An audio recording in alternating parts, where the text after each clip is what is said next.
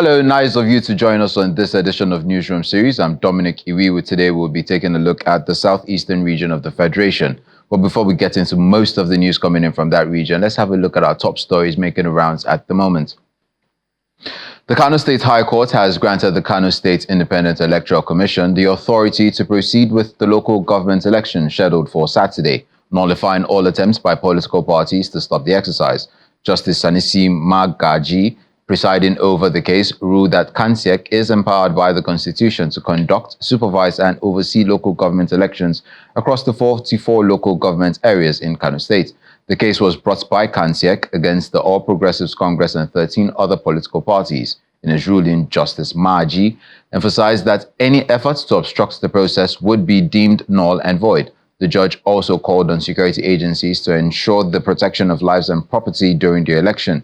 This ruling comes after a federal high court in Kano, presided over by Justice Simon Amobeda, on Tuesday halted the council elections, citing the alleged illegal constitution of Kansiek. Still in Kano State, the State Independent Electoral Commission has reaffirmed its commitment to proceed with the local government elections scheduled for tomorrow, October 26, 2024. This comes in the wake of a court ruling that empowered the commission to conduct the polls. Speaking at a press briefing on Friday, the chairman of Kansiek, Sani Malumfashi, assured that all arrangements for the elections were in place and that there would be no postponement despite legal challenges. 6 political parties are expected to participate in the election, including the New Nigeria People's Party, Action Alliance, Zenith Labour Party, National Rescue Movement, African Action Congress, and Action Congress. With the court's ruling and security measures in place, Kansiek chairman says it remains determined to carry out the election as scheduled.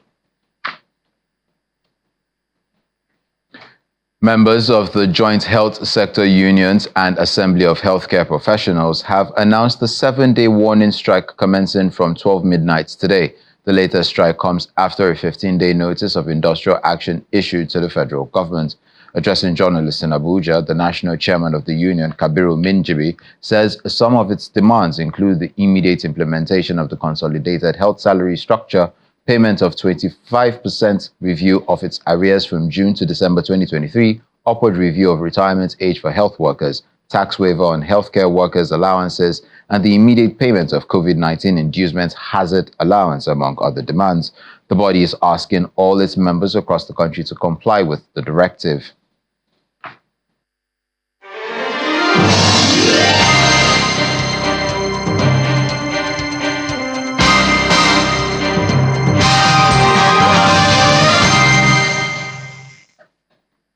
We start off in Enugu State, where the governor, Mr. Peter Mbah, has approved the sum of 80,000 naira as the new minimum wage for workers, both at the state and local government levels, as against the 70,000 naira approved by the federal government, effective immediately.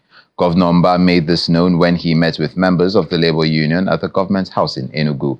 While reiterating his administration's commitment to improving workers' welfare, he promised to do all within his power to reduce poverty headcounts in the state. Today, I am happy to announce a new minimum wage for workers in Enugu State, reflecting our fidelity to their welfare, in regard of which we have been resolutely committed. Our commitment to improve workers' welfare runs deep and is rooted in the firm understanding of the inextricable link between an inspired workforce and the audacious economic targets we had set our sights on. We have approved the sum of 80,000 naira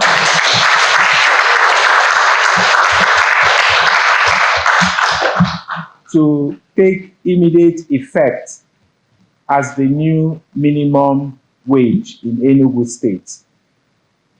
This underscores our commitment to bequeath lasting legacies of improved living conditions. Over in Ebonyi State, Governor Francis Nwifuru has flagged off the second batch of Agricultural Empowerment Program. About 100 youths and women from the 13 local government areas in the state will participate in the state's agriculture and development skills training organized to boost food security and promote sustainable agricultural development. Beneficiaries will receive 3 million naira to start off their businesses. About 100 beneficiaries comprising youth and women have been selected across the 13 local government areas of Ebonyi State to participate in the state government's agriculture and development skills training. Each of the beneficiaries will get 3 million naira to start their agricultural business and allow them to be financially independent. People who are undergoing 2 months training. Commissioner for Human Capital Development and Monitoring, Mrs. Anne Aligwe, says the aim of the program is to promote and encourage entrepreneurship and innovation in the agricultural sector. We in the Ministry of Human Capital Development and Monitoring, we are very, very happy because we are transforming people. We are touching lives.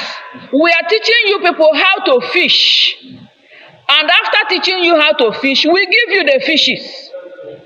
So it is a two-way exercise that we're doing. And by the special grace of God, the first batch of these trainers that we trained, they are all doing well. We've started monitoring and evaluating them on what they are doing. So many of them have opened their farms. It's a strategic approach to increasing the state's internally generated revenue by encouraging new businesses and ideas to thrive. Promise to the state government is, after being trained, I'll make sure that I will put it into practice in order to make everybody proud.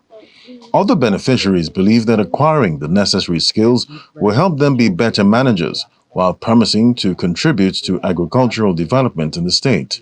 Having to be part of the Connect training is going to help me know more about agriculture and so many diversified areas that you can partake in. So it's going to help me know more in so many sectors of agriculture.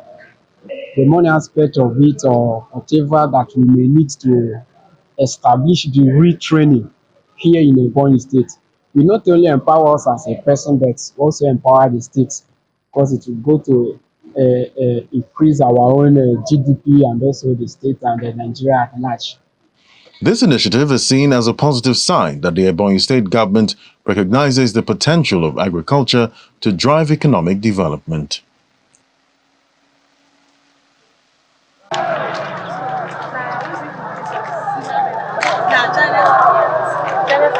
Continuous investment in the education sector, with an increase in the education budgets, scholarship and bursaries for students, construction of new schools, teachers recruitment and training programs, assuring that this will increase access to quality education, especially in the rural areas, and make positive impact on overall development of the state.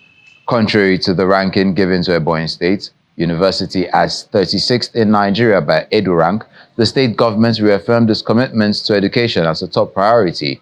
The State Commissioner for Information and Orientation, Engineer Jude Okpo, highlighted this during an interview with Channels Television in Abakaliki, the state capital.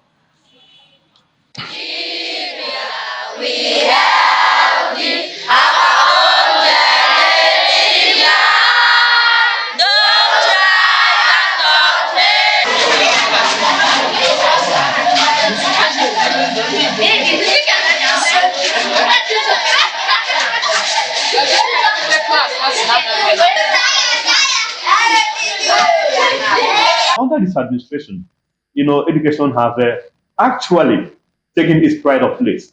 To the extent that right now in 2024 budget, education, gathered in about 22% of the state budget. And that has also been matched with a lot of releases. A lot of things have been done. Even not only improving on the existing, structures in the university, boosting the morale of the teachers, and also increasing awareness, reducing the burden of cost of education on the shoulders of parents across the state. The state is also taking it a step further to also widen the scope, of educational accessibility by improving, developing two other state-owned universities. I'm talking of the ICT University of Periphery and also the Aerospace Engineering University in Ezza. Outside what is happening at the tertiary level, the primary and basic and secondary education, level is also, getting its own attention. The state is right now we are constructing 22 number classroom blocks in 39 locations in the state.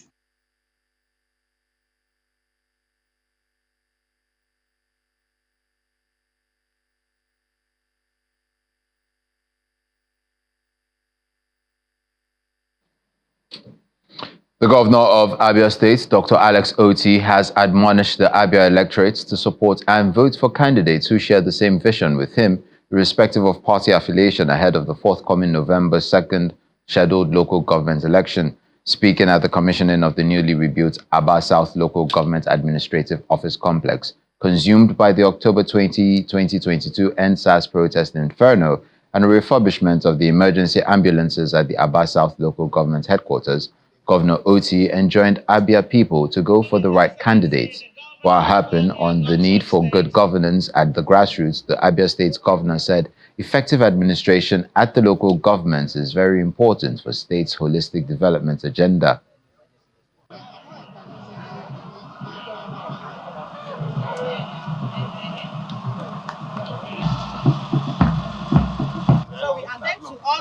The Abia State Independent Electoral Commission shall, in about 9 days from today, conduct elections for mayoral and councillorship positions in the 17 local government and 184 wards in the state, respectively.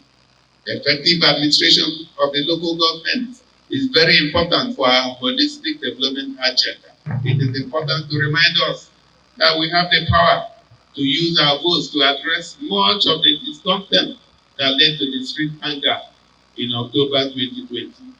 By supporting and voting for quality leaders we can trust, you are making a very significant contribution to the rebuild project happening in all parts of the state. As a people, it behooves us to collectively resolve that never again shall we be led, especially at the local government, by individuals who are only interested in the privileges of political offices without the responsibility of service to the people. Welcome back. The youth wing of the Anambra State Association of Town Unions is making efforts devoted to equipping the youths of the state early with the values that are impactful and culture-born towards building a sustainable society.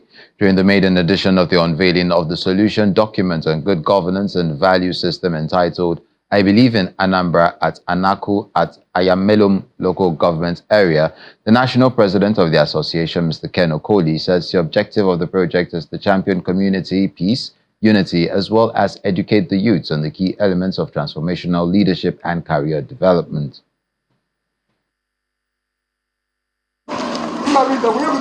Ayamelum local government secretary at Anaku is the venue of the maiden edition of the unveiling of the solution document, I Believe in Anambra, which captures the templates for good governance and core values to be followed by members of the local government area as prepared by the youth wing of the Anambra State Association of Youth Unions, SATU.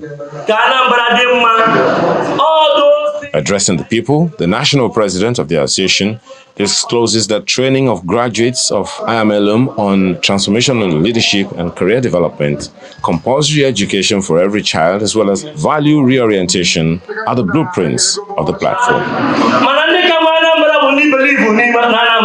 Anambra people, only Anambra, but the real Anambra owners are those who believe in Anambra, for they are the people who have its growth and development at heart. These are the owners of Anambra. Then what's the guiding template that will ensure that these believers will make Anambra better? Those templates are what we articulated in a book and named them the 12 core values. To drive the project, the association unveils the Anambra Community Youth Development Role Models for Ayamelum local government area. They are rated number from the 8 communities in the local government area. Appreciating the giant strides of Asatu youths towards the unity, peace and progress of the state, Reverend Father Basil Ekwunife, speaking on behalf of other role models, urges the youths of Ayamelum to remain focused. You have to be the scout of your environment. You have to be the scout of the place you exist. Don't shy away from it. The I Believe in Anambra campaign is a program that is meant to inspire, educate, and transform to enable youths avoid the path that will mar their future. It is important that the program is well propagated. In any administration where governance and value system are captured in the mainstream of the agenda of the government. And for us, having captured that by the administration of the Governor Soludo, we took it as a responsibility. Who's responsibility? The citizens, especially the youth, to define, articulate those values that will serve as our articles of faith in Anambra project. It is up to the youth to look onto the recipient of this award so that he or she can emulate, so that at the end of the day, the community will be a better place, the local government will be a better place, Anambra State will be a better place, and Nigeria will also be a better place. It is hoped that the I Believe in Anambra campaign, which is a working document, will bring about transformation in Ayamelum local government area. The Imo State Governor Hope Uzodinma, has reiterated the crucial role the Fourth Estate of the realm play in shaping public opinion and developmental issues affecting the country. Governor Uzodinma disclosed this in Owerri, the Imo State capital, during a two-day capacity-building workshop for editors and media executives in the South-South and the Southeast geopolitical zones, organized by the Nigeria Guild of Editors in collaboration with UNICEF and the Imo State government, with the theme, "The Media as Partners in Regional Development."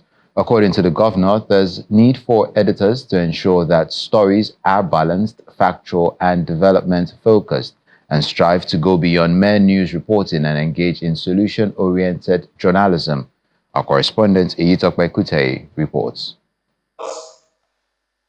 Editors and media executives under the umbrella of the Nigerian Guild of Editors converge on Owerri, the Imo State capital, for a two-day capacity-building workshop on developmental issues affecting the country, organized by the leadership of the Nigerian Guild of Editors in collaboration with UNICEF and the Imo State government. In his welcome address, the president of the Nigerian Guild of Editors, Eze Anaba, shares more insight on the objectives of the workshop in relation to the theme.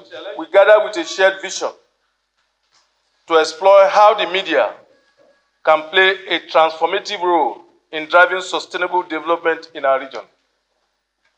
As gatekeepers of information, your work is pivotal in shaping narratives that influence public policy, inspire innovation, and engage communities in pursuit of a better future. This summit comes at a critical juncture. Our regions face numerous challenges, ranging from economic inequality and environmental degradation to health crisis and social unrest. Deputy Vice Chancellor of Paul University, Oka, Professor Stella Okunna, who chairs the event, speaks on the power of the media and how it should be used to make positive change and contribution in the country. The South used to be up there, but nowadays, either nationally or regionally, bad governance, and so many other factors have contributed to make development really urgent everywhere. And I'm not afraid to say it, the Southeast in particular is becoming underdevelopment because of marginalization. Sometimes it is our fault, but most times it's a national fault. So we need to work harder to bring development again to our region and to the South-South. While acknowledging the good, the bad, and the ugly sides of news, the Imo State Governor Hope Uzodinma, who is represented by his deputy Chinyere Ekomaru, urges media practitioners to continue to use their platforms to promote ideas, thoughts, and actions geared towards constructive regional and national development. Faces numerous developmental challenges, from infrastructure deficits to economic disparities. The road ahead is long. However, where there are challenges, there are also opportunities. As media professionals, you have the unique ability to highlight these issues, provoke public discourse, and trigger action. If I tell you to demand too much, as the media men and women commit to amplifying constructive narratives and highlighting issues impacting communities, they also embrace a greater duty to hold leaders accountable and empower citizens with accurate information that can foster accountability, drive sustainable growth, and bridge development gaps. Ejito Pekuteri, Channels Television News. And that's where we close this edition of Newsroom series. I'm Dominic Iwiwu. Stay safe.